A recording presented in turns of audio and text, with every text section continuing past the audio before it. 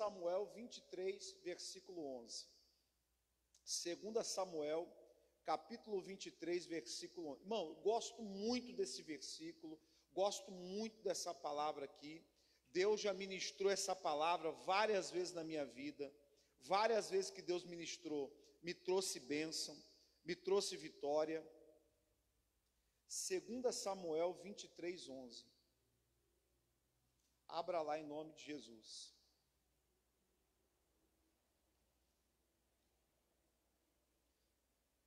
Segunda Samuel, pastor, eu estou com um projeto, pega essa palavra, anota, quem está com projetos aí, quem está querendo vencer, quem está aqui, pastor, estou precisando mesmo de uma grande bênção, anota essa palavra, anota que eu vou te falar hoje aqui, 2 Samuel 23, versículo 11, quem já achou, diga amém, vamos lá, e depois dele, Samar, filho de Ageu, Ararita, quando os filisteus se ajuntaram numa multidão, onde havia um pedaço de terra cheio de lentilhas, e o povo fugira diante dos filisteus. Olha o 12, este pois se pôs no meio daquele pedaço de terra, falando do Samar, e o defendeu, e feriu os filisteus, e o Senhor operou o que, igreja? Um grande livramento.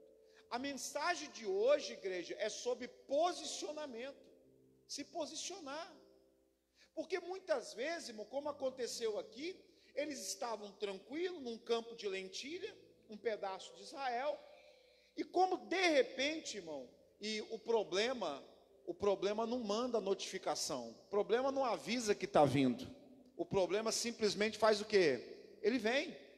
Os filisteus se levantaram, estava vindo, e eles começaram a enxergar o problema vindo. Irmão, a multidão que estava junto com Samar fez o quê? Fugiu, foi embora. Eu vou te falar uma coisa, irmão. A mensagem que eu tenho para quem está aqui na igreja, para quem está na internet, para quem vai ver depois, é que tem coisas que você não adianta fugir. Se você fugir e pensar que depois você vai recuperar o campo de lentilha, não vai.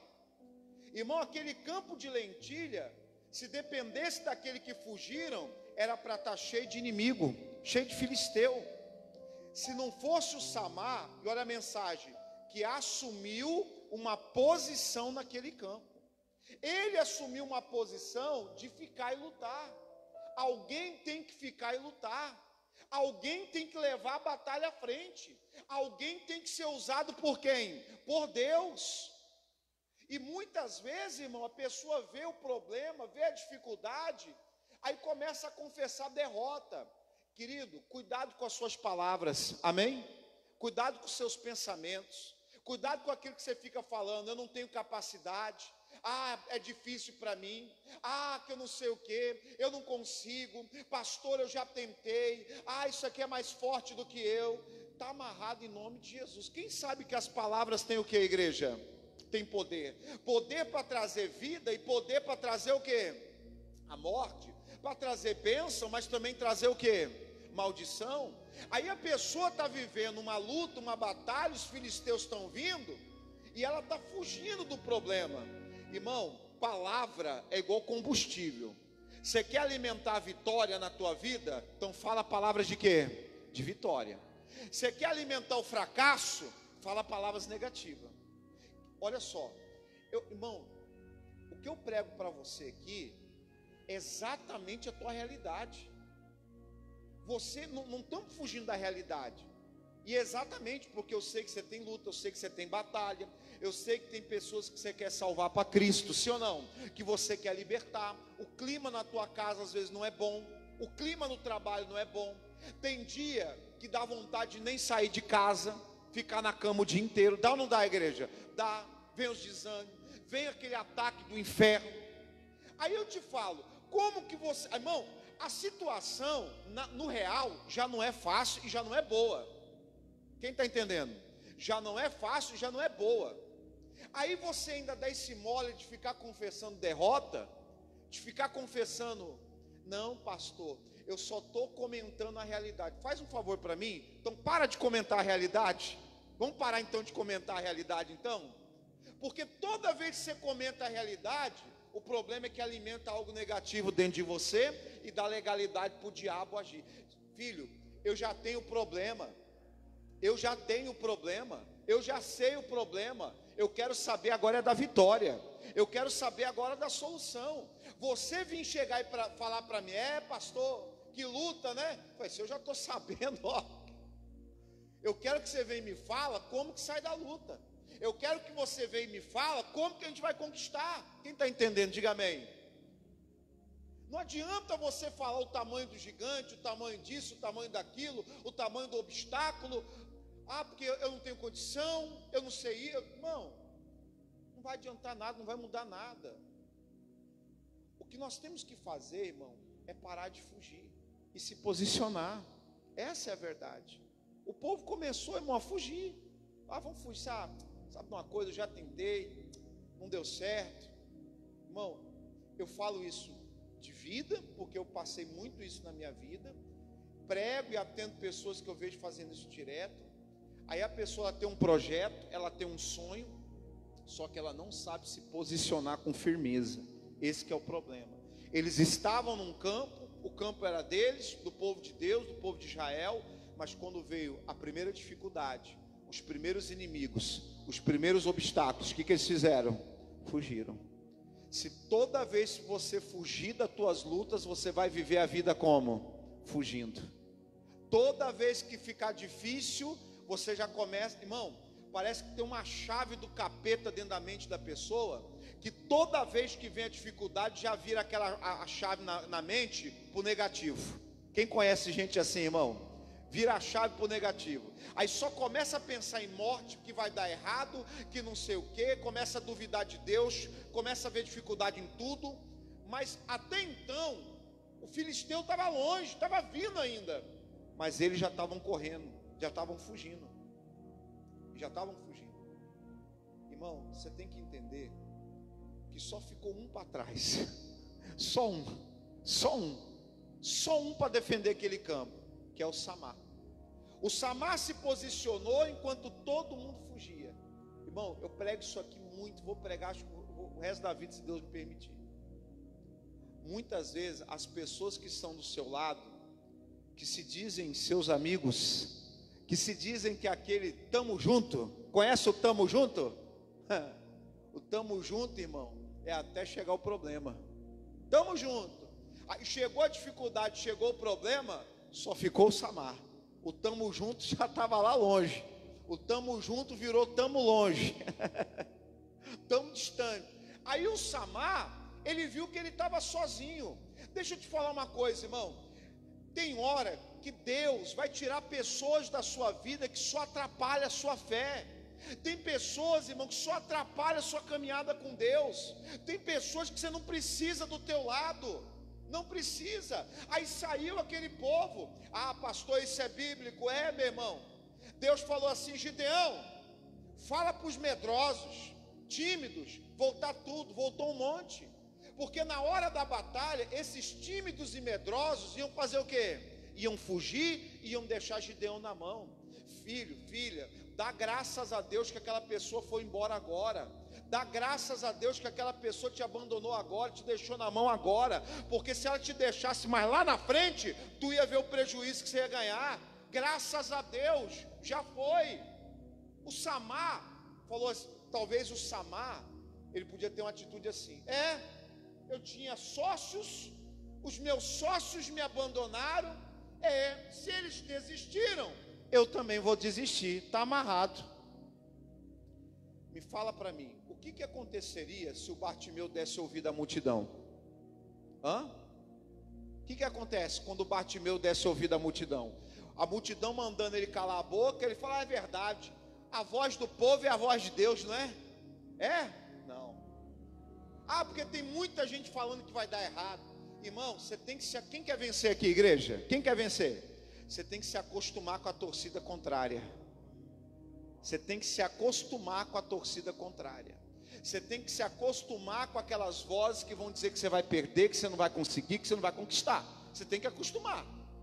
O Bartimeu estava ali: cala a boca, Cé, cala a boca. E ele clamava cada vez mais. Ele não deu ouvido à multidão. Ele continuou se posicionando diante de Deus, se posicionando diante da dificuldade, se posicionando com firmeza diante do inimigo. Diga glória a Deus. Enquanto todos fugiam, ele ficou sozinho. Irmãos, isso aqui é uma prova de que muitas vezes você não precisa de muita gente para vencer. Às vezes até atrapalha, irmão. Sério. Samar se posicionou, o povo fugiu, o filisteu vindo, só ele. Mas ele não estava sozinho, ele estava com quem, igreja? Ele estava com Deus. Irmão, a sua fé vale de quê? Me fala. Deus vale o que na tua vida? Me fala. Ele vale o que na tua vida? Jesus vale o que na tua vida? Então por que quando as pessoas começam a desistir, você já começa a desanimar? Mas aí, irmão, eu fico, você quer, meu Deus, mas me dá, às vezes, irmão, sei lá, dá até uma ira santa, não sei se eu posso falar assim. A pessoa fala, não, pastor, porque é de Deus, é de Deus, é de Deus, é do Senhor, pastor. Aí, irmão, no início, às vezes, começa a dar certo. Nem tudo no início começa com luta. Começa a dar certo. É de Deus, é de Deus. A porta que Deus abriu. Aí conta testemunho aqui na igreja. Pessoal, testemunho. A igreja aplaude de pé e tal. Só que depois começa a vir os filisteus. Começa a vir as lutas. Começa as coisas não parecer como você imaginava. Aí a pessoa já viu um monte fugir. Quer fazer o que também? Quer fugir também. Irmão, não desista do teu campo de lentilha. Se Deus é por nós, fala alto e firme. Exatamente. Irmão, nós para vencermos como cristão, a gente só precisa de quem? De Deus. Ah, mas eu preciso das pessoas. Então deixa que Deus vai levantar. Deixa, irmão, quem tiver que te ajudar na tua vida vai ser levantado por Deus. Você não precisa ficar procurando. Você não precisa falar, ai, ciclano, se humilhando. Não, ora a Deus, Senhor, o Senhor vai colocar as pessoas certas na minha vida. Eu não preciso procurar. O Senhor vai enviar os trabalhadores para a sua obra na minha vida. Amém, igreja? Acabou. Os que tiver ali é porque Deus colocou. Os que não tiver, dá glória a Deus. E acabou. O que a gente precisa para vencer, irmão, é do nosso posicionamento de fé diante de Deus, diante do inimigo. Por exemplo, Israel, vou dar um exemplo de Israel. Israel numa batalha, gigante do outro lado. Por que Deus não usava nenhum dos guerreiros? Todos tinham treinamento militar, todos sabiam mexer com espada e lança e escudo. Mas por que Deus usou Davi? Aí eu te pergunto, qual foi o único no meio do exército que se posicionou contra o gigante? Só Davi. E quem só que Deus usou? Davi. Irmão, enquanto você não se posicionar firme, não é só se posicionar, é posicionar o quê? Firme. Deus não vai te usar. Não vai. Você sabe por quê? Você sabe quem conhece a gente melhor do que a gente mesmo? Quem? E o diabo também. O diabo já sabe, irmão. Filho, uma coisa que o diabo sabe na gente é os nossos pontos o quê? Ponto fraco. Ele sabe como é que te afeta. Se você é nervoso, se você é uma pessoa muito sentimental, se você é uma pessoa que desiste, se você é uma pessoa... Ele sabe. Aí ele vai nos pontos fracos para te derrotar, para você ver que você não vai ficar firme. Irmão, a prova, quando vem a prova, é ali que você vê se você está firme ou não está diante de Deus. Quando está tudo bem, não tem como ver. Mas é quando vem gigante, vem as lutas. Aí que você vê quem é de Deus e quem não é de Deus. Aí que você vê o quanto você orou por aquilo, é de Deus ou não é. Se é valioso ou não é. Porque se toda vez você que tiver que desistir por causa de luta, você não vai ter nada com Deus. Você não vai ter nada. Então o Samar, irmão, estava ali com Deus. Todo mundo fugiu, todo mundo correu, todo mundo se esquivou, todo mundo deu suas desculpas, sim ou não? Foi embora. Ficou só o Samar no campo de lentilha e um monte de inimigo vindo. O que Samar tinha para enfrentar aqueles inimigos, irmão? Uma espada na mão, só. Uma espada na mão. Fala assim, eu creio, eu não preciso de muito para vencer. Irmão, isso é outra praga que o diabo coloca na tua cabeça. Você precisa das condições perfeitas e ideais para vencer. Sabe quando que esse dia vai chegar? Nunca. Nunca. Não, pastor, porque eu estou esperando o alinhamento dos planetas. Vai ficar, espera aí, espera sentado, tá? Que a vida está passando, o tempo está passando. Olha, leia a Bíblia, filho. Você está precisando ler mais a Bíblia. Me fala, qual daqueles que viveram grandes milagres esperaram condição perfeita para agir? A fé não espera condição perfeita. Pelo contrário, a fé age na condição imperfeita para transformá-la perfeita. A fé, ela age, irmão, aonde não tem mais nada para o homem fazer, ali Deus faz. Ai, pastor, estou esperando tudo acontecer. Ah, meu filho, você vai ficar esperando sentado. Você não vai ter nada de Deus na tua vida. Sabe por quê? Que é covarde. É covarde. Você quer fugir. Você quer, deixa eu ver primeiro se o Samar vencer, aí eu vou. Não é assim que funciona, filho. Você não pode viver escorado na fé dos outros. Você não pode viver escorado na fé dos outros. Então o Samar ficou ali, quer fugir, foge, eu vou ficar aqui. Ele pegou a espada na mão, só tinha uma espada. Ele tinha uma espada na mão, mas tinha um Deus vivo. Amém, igreja? Quem tem um Deus vivo aqui? Aí eu te pergunto, o quanto Deus vale para você? O quanto a sua fé vale para você? O quanto Jesus vale para você? O Samar falou, eu já tenho tudo para vencer. Eu tenho uma espada e eu tenho um Deus vivo. É isso que eu preciso para vencer. Só isso, pastor? Não, só isso não, tudo isso. Não é só isso, é tudo isso.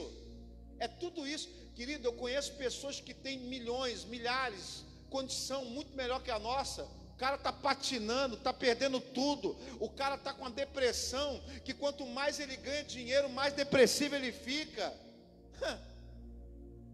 Olha só. Ah, mas eu só tenho uma espada e um Deus vivo. Fala assim, eu tenho tudo isso para vencer. Sabe qual que é o problema, irmão? A gente vive mais por vista do que pela fé. Essa é a verdade. A gente olha as condições assim, aí começa o espírito da covardia entrar. E por que eu estou falando espírito da covardia? Porque na Bíblia, Deus não nos deu o espírito da covardia, o espírito do medo. Mas Deus nos deu o espírito de temor, moderação e fé. Está escrito na Bíblia.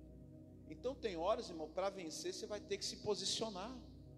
E eu te falo, você não precisa das pessoas. Você não precisa.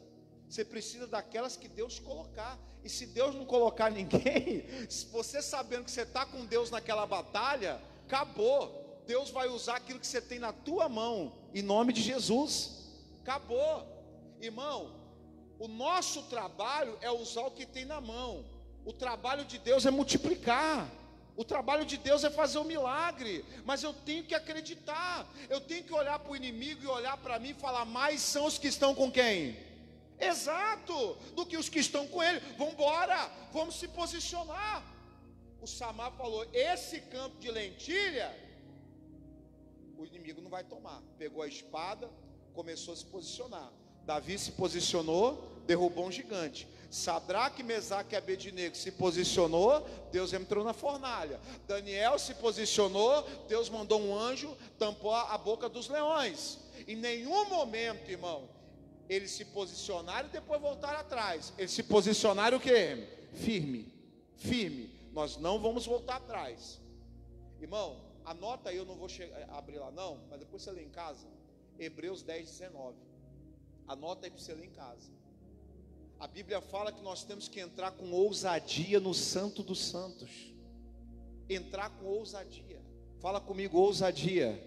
Fala mais forte, ousadia. Irmão, você já viu aquele pessoal? Você já viu, Fernando? Pessoal que vai trabalhar e fazer corpo mole. Já viu? Finge que está trabalhando ali. Oh, que raiva. Dá uma raiva, irmão. Jesus me perdoa, Jesus. O irmão está, não é? Você olha assim, que ele tá aquela lesma ali fazendo corpo mole no trabalho. Você falou, Deus, está querendo sujar meu coração. Está querendo sujar meu coração. Está querendo me tirar do espírito. Oh, falta de um pedaço de pau ungido. Aí você vê ali, irmão, o cara está ali se arrastando, fazendo as coisas de qualquer jeito. Irmão, aí tem aquele que entra na batalha com ousadia. é aquele que vai para cima com tudo. Enquanto Deus, porque Deus é assim, ó, Deus não trabalha com 80 e nem com 90, e nem com 99,9. Deus trabalha com o quê? 100%. Deus é assim: você quer me ajuda? Quero. Mas você vai estar 100%? Não, só 99%. Então esquece. Não funciona assim com Deus. Porque Deus, Ele deu tudo dele para a gente. E Ele também quer o tudo nosso em nome de Jesus, irmão. Deus não divide a glória dele com ninguém. Ou você vai para vencer, ou não vai, filho. Porque você vai tomar um couro de Satanás. Por quê? Lá na hora vai pintar uma dúvida, vai vir uma coisa, você vai querer fugir. Você vai, porque a natureza do ser humano é querer fazer o quê? Fugir e se esconder. É a nossa natureza de sobrevivência. Olha agora, o Samar foi para a batalha, ele sabia que ele tinha Deus, ele tinha uma espada, ele se posicionou com firmeza, mas também com ousadia. Ele ousou enfrentar, ele ousou não recuar, ele ousou ir para cima. Pastor, Samar tinha medo? Samar tinha, bom, claro que ele tinha, ele era um ser humano igual a eu e você, mas naquele momento ele foi ousado. Amém, igreja? Ele venceu o medo, venceu tudo e falou: vou partir para cima, na ousadia. Eu vou mesmo. Se encheu de coragem. E ele foi. Mas da onde que vinha a ousadia de Samar? Vinha de quem? Vinha de Deus, de Jesus. Irmão, essa ousadia vinha de Deus. Deus vai me dar a vitória. Deus vai, eu vou partir. O milagre vai acontecer. Algo vai acontecer. Irmão, enquanto você não tiver 100%, ir para ganhar. E por quê? A Bíblia diz, anota também que eu não vou abrir, Provérbios 24:10, anota aí, Provérbios 24:10. Se no dia da tua angústia te mostrares frouxo, a tua força é o quê? É pequena. No dia da batalha, no dia que você tem que se mostrar forte, no dia que você tem que estar de peito estufado, cabeça erguida igual um filho de Deus, você está andando, olhando para baixo, fica para um canto, não sei fazendo o que nos cantos. Fala para o irmão do lado: sai do canto, filho. Fica nos cantos lá, pensando na morte da bezerra, pensando em não sei o quê, pensando em como se acontecesse isso, pensando se não sei o quê. Meu irmão, vai para frente da batalha. Você está deixando, você está dando brecha para o inimigo. Ousadia. Sai dos cantos da casa. Para com esse negócio de ficar olhando para baixo. Olha para o céu, olha para cima, olha para a espada que está na tua mão, olha para o inimigo e vai para cima, meu irmão. Vai para cima, que Deus é contigo em nome de Jesus. Pastor, mas eu só tenho uma espada. É com essa espada mesmo. No decorrer do caminho Deus vai fazendo um milagre. Aí o inimigo chegou, Samar ali posicionado, com firmeza e ousadia. Diga comigo: posição, firmeza e ousadia. Ousadia, irmão, é uma capacidade de você não se intimidar e partir para cima. É o que o leão tem de sobra. Ele não quer saber, vai embora. Agora, ó, ele começa a lutar. Ele começa a ir para cima. Irmão, deixa eu te falar uma coisa. Deus está mandando falar isso aqui, nem ia falar, mas Deus sabe. Não deixe nada intimidar você. Ah, não vai me intimidar. Não, irmão, pastora sabe disso. Eu não lido bem com ameaças, porque eu não tenho medo de ameaça. Eu não sei lidar bem com ameaça, pastora sabe disso. Hoje eu já tenho mais sabedoria para lidar com a ameaça. É meio que está me chamando para briga. Eu não sou de correr de briga, então hoje eu já tenho mais sabedoria, mais domínio próprio, mas antigamente era meio triste. Então o inimigo te ameaça, irmão, para ver se você foge. Então você não pode deixar as ameaças te intimidar, te paralisar. Tem que ir para cima, amém? E o Samar foi, começou a lutar. Daqui a pouco, irmão, ele viu, e os inimigos também viram, que o inimigo não prevalecia. Mas quem estava prevalecendo era a espada de Samar. Fala assim: eu creio, a minha espada vai prevalecer nessa batalha.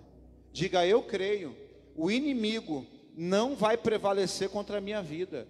Irmão, e o Samar começou, e Deus agindo ali na espada de Samar, e mata um, e vence mais um, e foi vencendo mais um, foi vencendo. Daqui a pouco, irmão, a unção da vitória foi tomando a batalha, o inimigo vindo para cima, e ele vencendo, porque com Cristo nós somos o quê? Mais que vencedores. A unção da vitória foi vencendo, e a espada, e mete espada, e lutando com ousadia, e tal.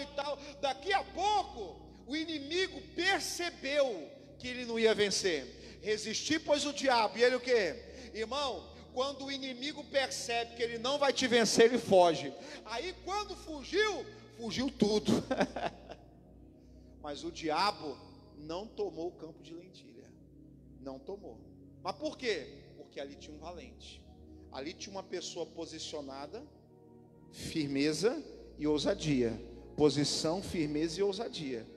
E ele lutou, irmão, até que o inimigo fosse embora, até o último, até ver o inimigo fugir, até ver a vitória. Ele ficou firme ali em nome de Jesus. Te falo, como é que devia estar a mão dele?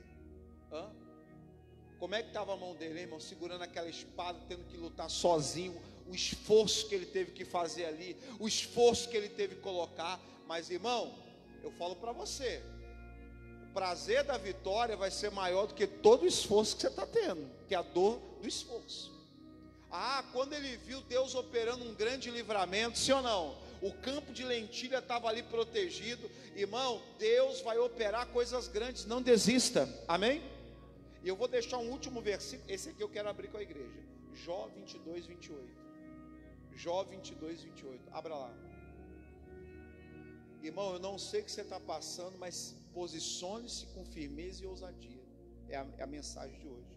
Jó 22, 28. Vamos lá, abre no livro de Salmos. De Salmos você volta para trás um pouquinho, você vai ver Jó 22, 28. Olha agora, ó. Isso é conhecido nosso, né, irmão? Esse versículo aqui, né? Jó 22, 28. Quem já achou, diga amém.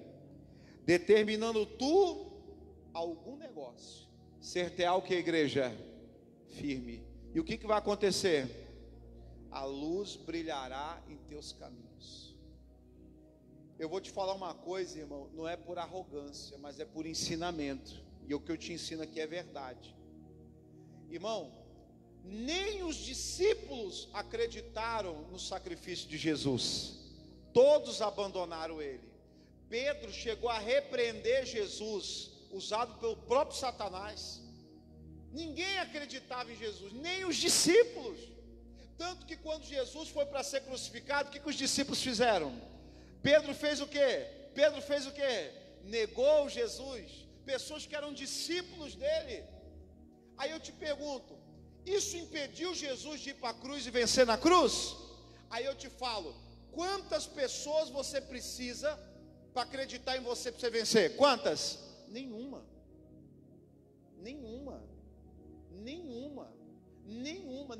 Pastor, nem a minha família, nem a sua família tem que acreditar em você.